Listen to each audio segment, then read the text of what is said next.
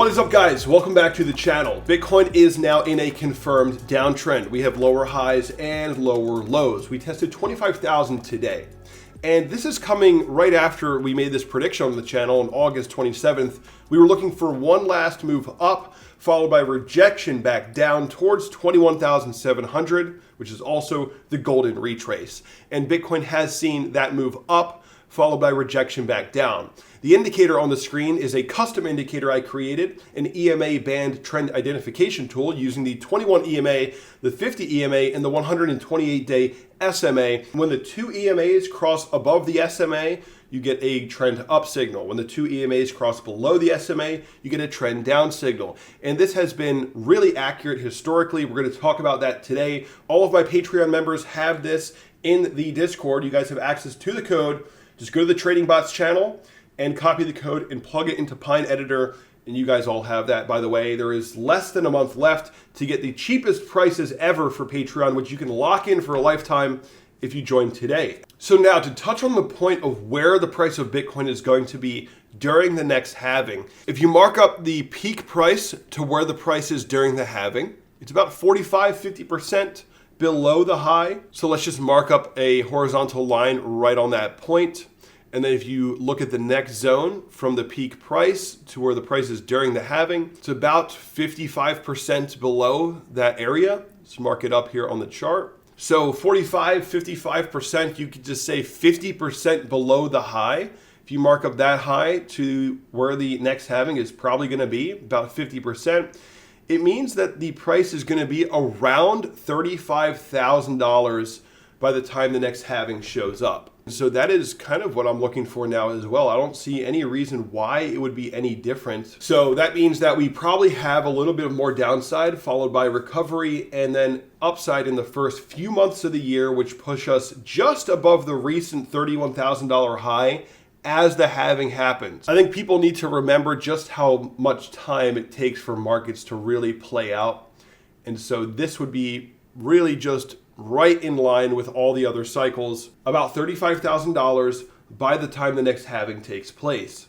So while some people might be upset by that news, it is a signal or a sign that the next major dip in this market could be your last chance to get Bitcoin at cheaper prices before major price appreciation takes place, as the Fed begins changing its policies, as ETFs get approved, as institutions start to get exposure to Bitcoin. You know, this might be the area over the next, going into the end of the year, this might be the area where you want to start accumulating. Right now, nobody cares about crypto, right? It's so boring, but that is the time to buy. You buy when it's boring. Don't buy when everyone's excited about it and the prices are higher. Buy when it's boring. So this is what I think people should be looking for and expecting moving into the new year. A general down and sideways market into the end of the year, where the new year flips sentiment and we trend up going into 2024. A lot of people did not want to believe me when I said, well, we broke the trend. So the logical conclusion is that if you're above a trend line and you have higher highs and higher lows, and then you break the trend line, well, then you get lower lows and lower highs. That is just the logical conclusion to make when you break a trend, and that is exactly what's now happening. And so for, about a month now, we've been targeting lower levels after a move up. Bitcoin has gotten that move up. We didn't hit the targets to the upside necessarily, but we got the bounce with quick rejection and now lower lows. We are coming up on our horizontal support level. And so Bitcoin is very close to retesting some lower prices. Now, what we also have is a death cross looming. The death cross is about a couple days away, and this is something that a lot of people have been talking about. And this is not necessarily the most critical signal right now. The death cross and golden cross signals are most important when you're coming into a bull trend or out of a bear trend. We are now in sort of a sideways market. And just like this top zone, you get multiple false signals. And at the bottom zone, you get multiple false signals, right? This is 2019 here into 2020. And then this is the top range in 2021. So the death cross signal that's coming up now is a little bit less important. We're probably going to get multiple false signals along the way before the next major uptrend begins. Now, this trend identification tool, this EMA band, has a signal that usually comes about a month before, right? So the death cross has not actually flashed yet. We got the trend down signal a month ago.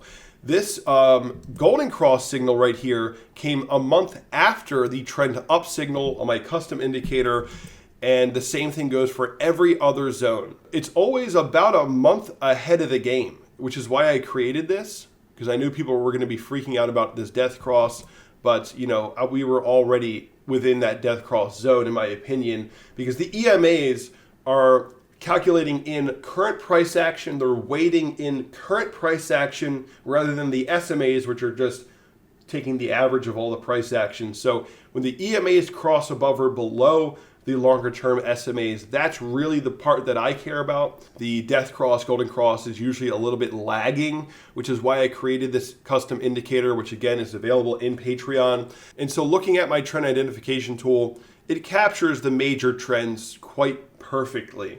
And there are multiple false signals in the mid-cycle areas, such as the top of the 2021 run and the bottom of this run here. We're likely going to get multiple false signals.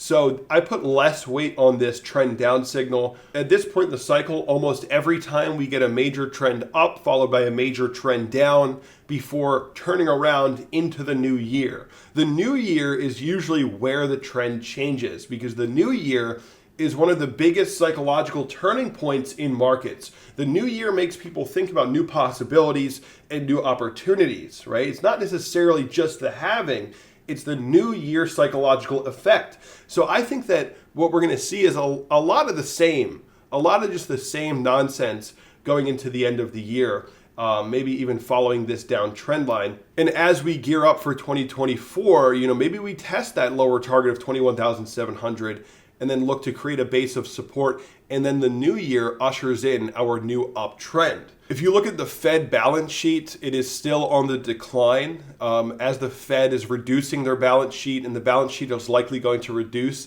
down to about 7.5 trillion.